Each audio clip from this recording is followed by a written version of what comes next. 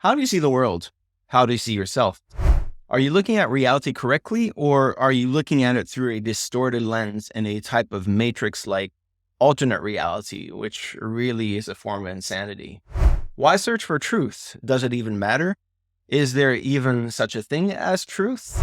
Could there be a map of life that teaches us who we are and what life is about? Come and find out.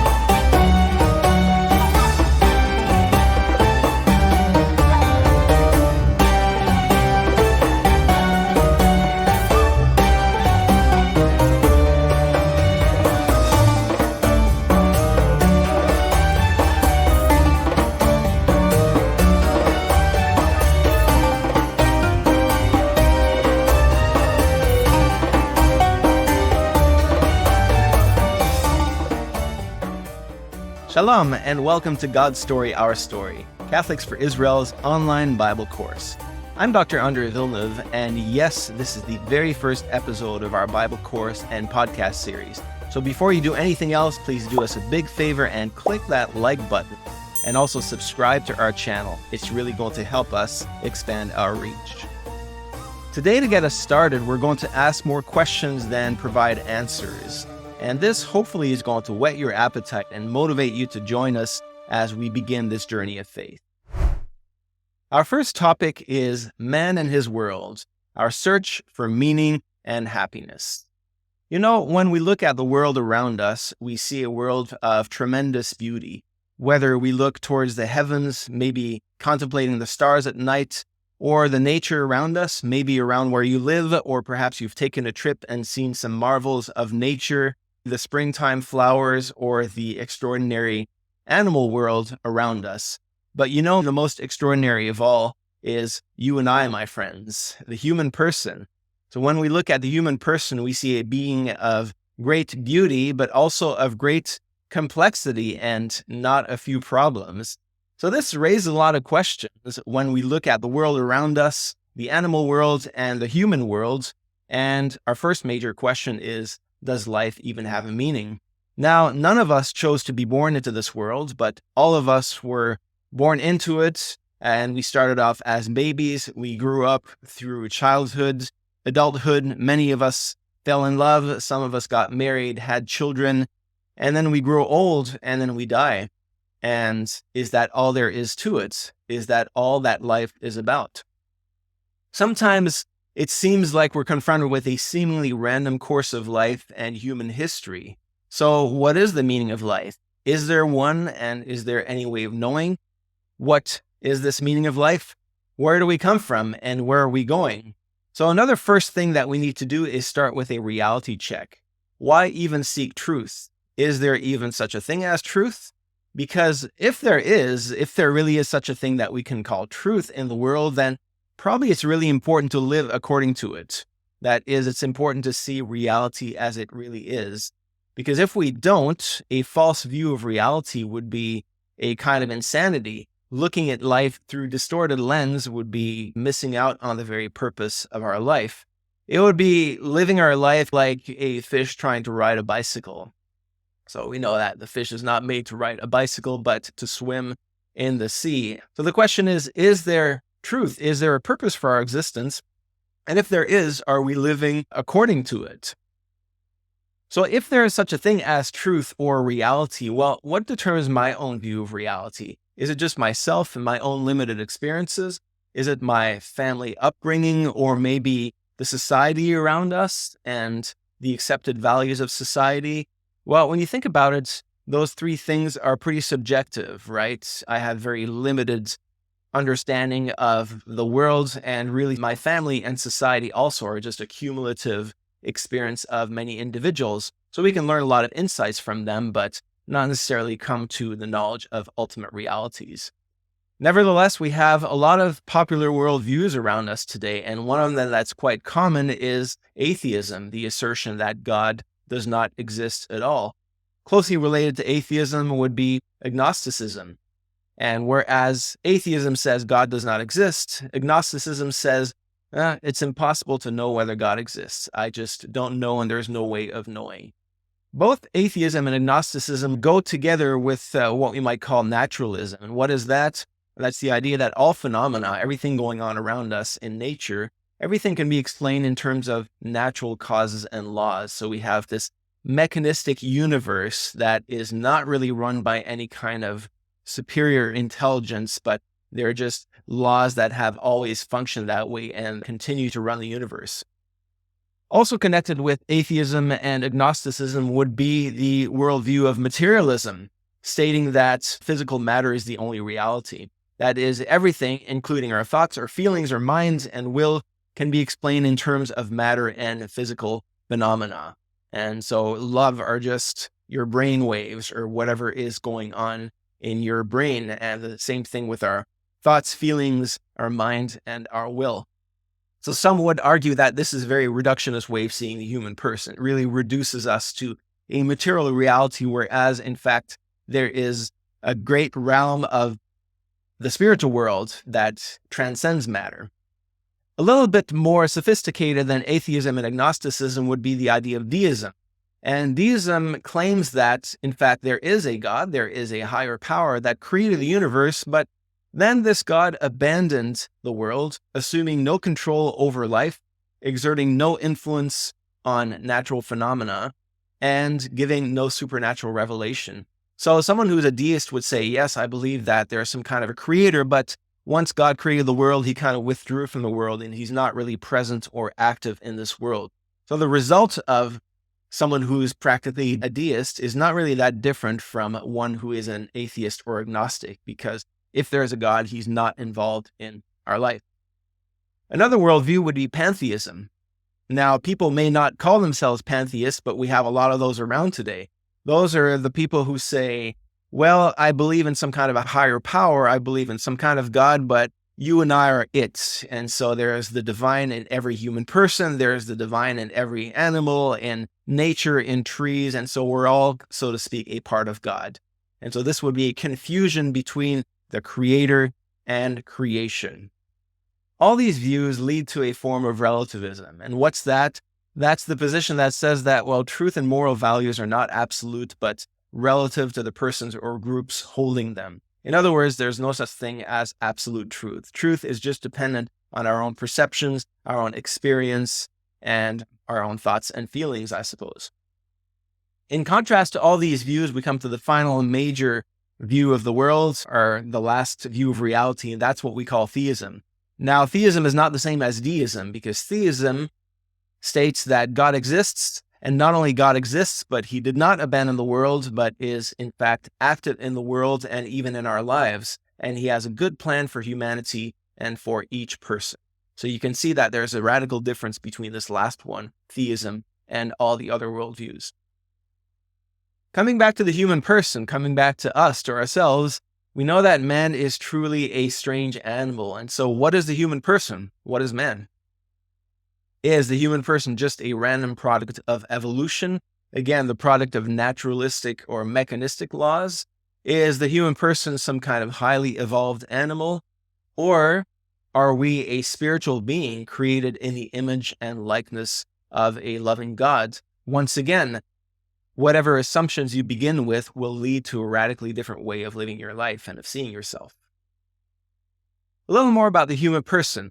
We do know that we have a body and we do live in a material world, but it seems also that there is a life principle that animates our body, and that's what we call the soul. We know that there's a big difference between a living human being and a corpse, that a living human being has something that animates his body, whereas the corpse materially may be almost the same as a living human person, but there's definitely something significant missing there. And from there, we have this idea of mind over matter. I decided to record this video, and here I am. You decided somehow to, or you stumbled upon this video and you decided to watch it up to this point, and there you are. Your mind determined what your body would do. Every living body, in fact, has a soul, not just humans, but also plants, animals, and humans. Obviously, the soul of plants is much more primitive. All it does, it has vegetative functions that leads the plants to grow. Animals have more sophisticated souls, giving them a semblance of emotions and memory and some kind of a semblance of knowledge. But only man's soul has special faculties, namely, only humans are able to think abstract thoughts. Only we are able to feel complex emotions, to have doubts, to love, to create, and only we are capable of self-consciousness. That's why traditionally we say that man's soul is a spirit. We're not just a soul like the soul of a cat or a dog, but man's soul is spiritual with an intellect, will, and affections. Matter and spirit, this means that the whole world is a union of matter and spirit. What do we mean by spirit, and do we see any evidence for the world of spirit? Well, starting really close to home to our own human experience, what is love? Is it just chemistry in the brain, or is there really a reality that transcends the material in our experience of loving someone, of truly loving someone who is dear to us? We know that the human person has a great longing for more, that somehow we are very dissatisfied with this life.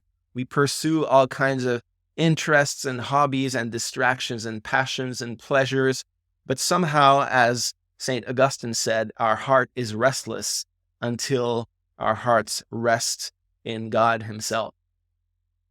We also have the voice of man's conscience. We have a certain voice deep within us that tells us to do good and avoid evil. Sure, we can suppress that voice, but still it continues to speak within our heart and within our soul.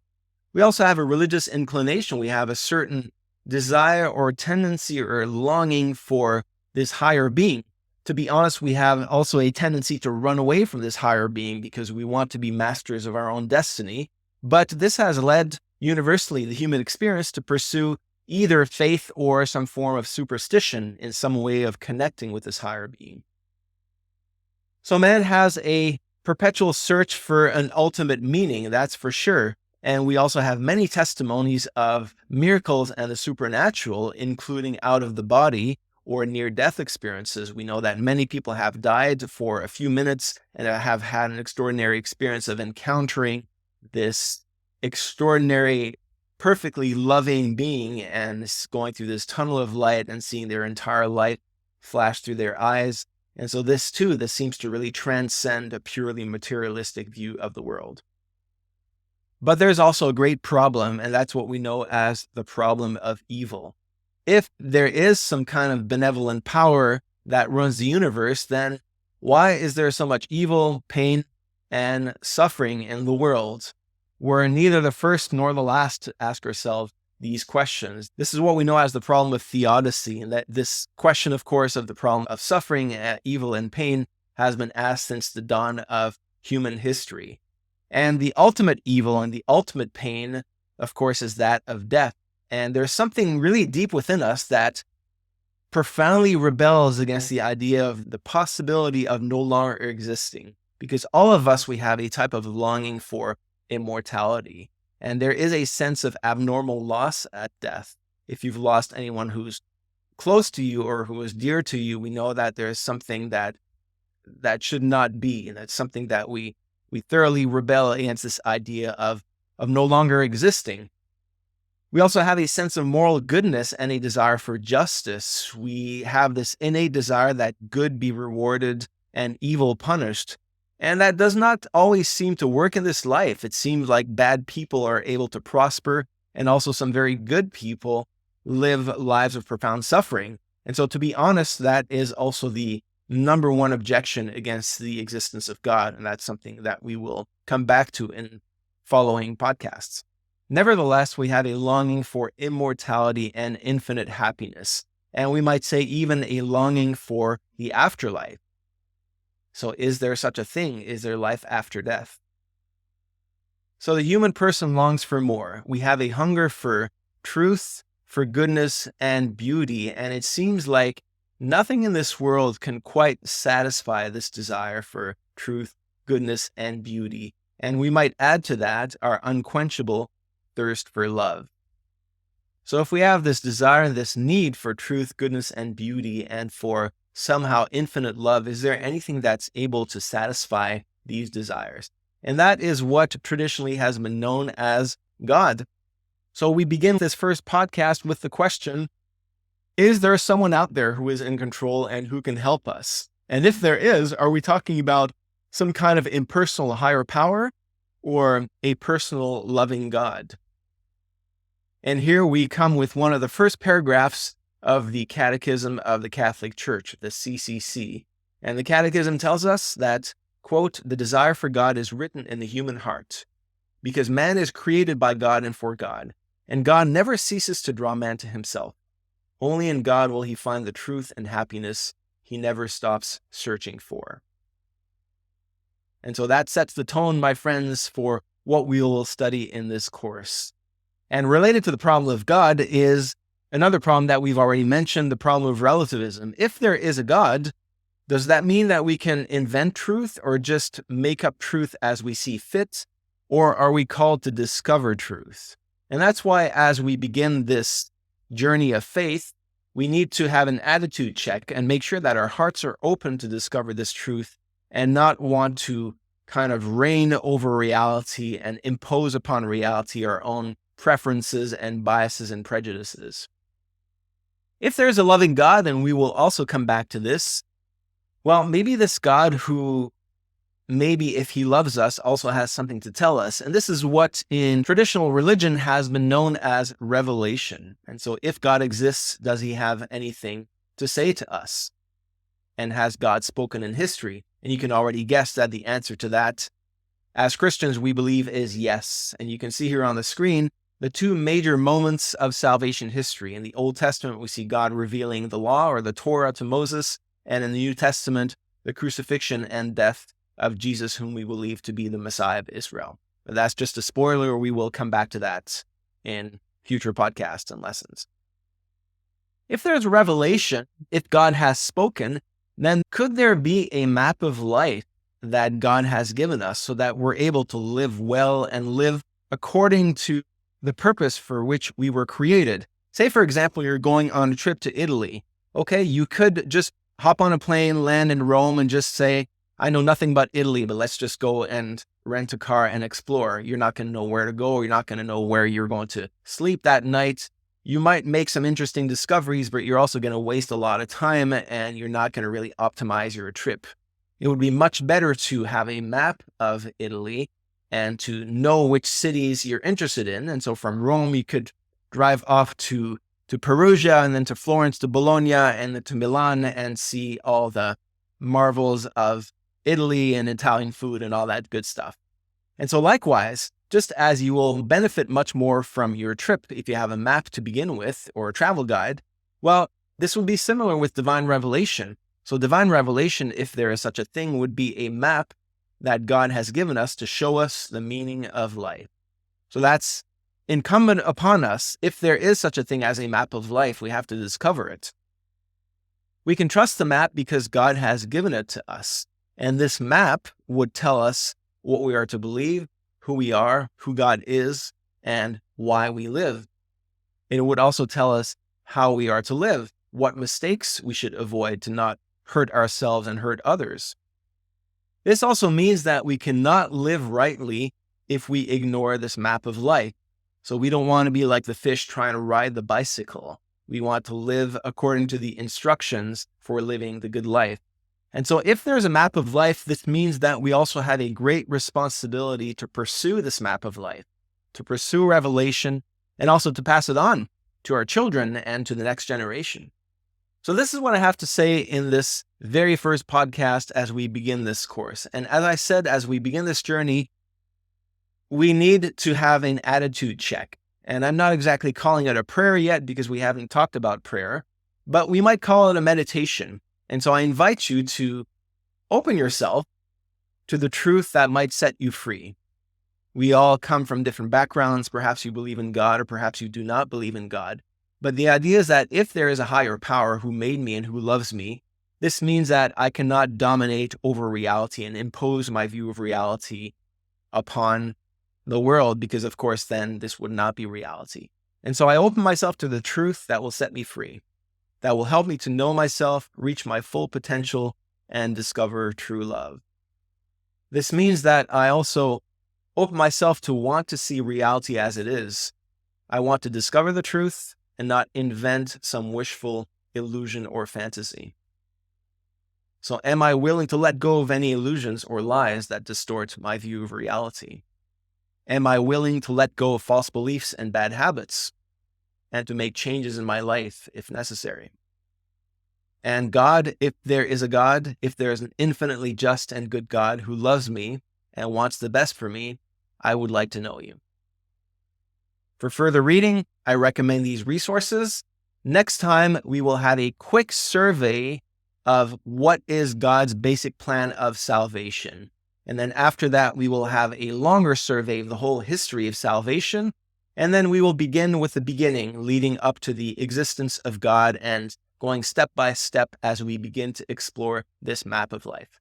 Thanks so much for listening. Please remember to like this video and subscribe to our channel, and I will see you next time. Peace. Shalom.